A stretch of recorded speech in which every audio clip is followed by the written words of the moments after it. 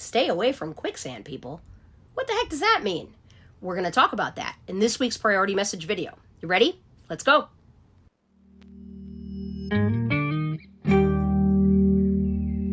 Hey friends, so remember when we were kids and watched those cartoons where Daffy Duck was always walking into quicksand, no matter how many signs there were letting him know that it was there? Now that we're grown, though, we kind of start to think that maybe quicksand is not really that much of a problem that we're going to encounter as adults. We are probably safe from random sticks of dynamite and big old anvils falling from the sky, too. But I was thinking about this, and what if there was a useful lesson in Daffy's constant predicament? What if that was accidentally a metaphor for an actual important lesson? What if quicksand is a cartoon danger you can find in real life, except it's not out randomly somewhere, and there may not be signs to warn you before it's too late? What if the quicksand comes in the form of people? I'll explain. You may know someone who is a quicksand person and not even realize that you do.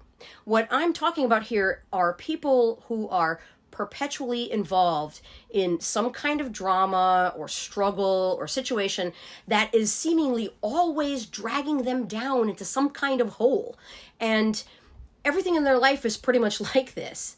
And sure, there are some people who find themselves in terrible situations which they didn't ask for and didn't want. It happens all the time, but that's not what I mean here. I mean the people who are constantly stepping into that quicksand pit on purpose, but cannot or will not make any changes or moves to stop doing that. So instead, they try to pull you down to their level because, you know, misery doesn't just love company. It needs it to thrive and be validated. With people like this, everything is always someone else's fault, never theirs. The victim mentality is strong in these folks, and they have no desire or plan to change that. And when things seem to be going well for a moment, they will go out of their way to create some kind of crisis so that everyone has to stop and pay attention. And regardless of how they got into the messes in the first place, they will never try to solve this themselves or make only the absolute minimal effort to do so, claiming that they have no bootstraps to pull themselves up by. They will try to persuade, manipulate, or guilt trip others into getting them out of these self-made messes. Let's be honest, it's hard to have empathy for these folks sometimes, but have you ever wondered if there is some underlying reason why drama and struggle seems to follow these people? Do they just have the world's worst luck, or are they cursed by fate or coincidence or something? I think you probably already know what the answer is here. Some people's lives are filled with drama because they actually want them to be that way. No, seriously. The reasons are different for everyone, obviously, but the two most common are definitely these. One is that they crave attention that drama gives them. And the second is that it's a distraction technique. The first is pretty obvious. Surely you know people who seem to indulge in attention-seeking behavior constantly. I think we all do.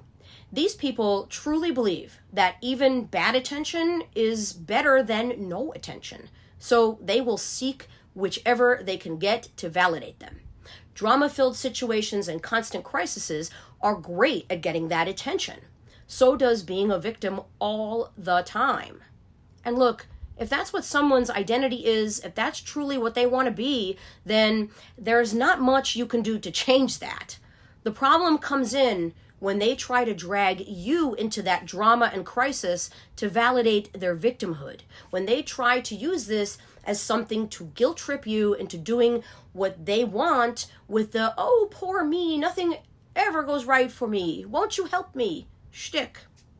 There's a really fine line between actually helping someone sometimes and enabling this kind of behavior. So you have to be careful because when you enable it, you're rewarding it. And there are some times when the return you will get for that reward is that you will lend them one hand and they will pull you into that quicksand pit with both of theirs. You can't allow this to happen for obvious reasons. For starters, people who constantly complain about being caught out in the rain from storms that they created themselves will often take whatever is necessary to give them that validation that they desperately want. It can be very difficult to have a relationship with people like this, regardless of how charismatic they may be, because their constant drama will inevitably increase your own stress and anxiety levels. This is especially true when you are a deeply empathetic person. And that is exhausting. Not to sound kind of callous, but the best advice I think can be given when dealing with people like this, who are constantly bringing their drama to your doorstep, is to think of it like going to the circus. When you keep watching the clowns, they keep performing. When you stop watching, they stop. The dramatic performance that is being given for attention will likely stop when you stop giving it attention too. Just saying. And then there's the people who create drama because they want to live their lives in a state of distraction. Drama gives them something to do, so to speak. So does crisis and chaos. And as such, they don't have time to think or deal with much else. When drama is not going on, they have more time to think and face things going on in their lives that they may be trying to avoid. This certainly sounds handy, but no amount of drama, manufactured chaos, or distraction is going to keep underlying issues at bay for good. This situation is a little more benign than the validation seekers, but it can still be a quicksand pit that you can find yourself dipping your toe in accidentally by participating in their constant drama or perpetual woe-is-me behavior. Even though the reasons may be less external than the attention seekers, our desire to help people and stand up for them can kick in with people like this, and we find ourselves defending and coming to the rescue of the proverbial damsel that created her own distress, if you catch my drift. And that's heavy and tiring too. So when you find yourself in a situation with people who are in constant crisis, constant drama, constant struggle that seems to never have a single high point or an end, you do have to consider what is really behind their behavior. Do they actually need help, or do they just want attention? Sometimes the line is pretty thin. In providing help, you have to try to avoid enabling because, as you already know, enabling isn't helping at all. It's encouraging them to stay stuck because it's providing them an out for being responsible for their actions. And if you're going to encourage someone, let it be to get better, to fix the things that are keeping them stuck in the constant drama and struggle, to get out of the quicksand themselves.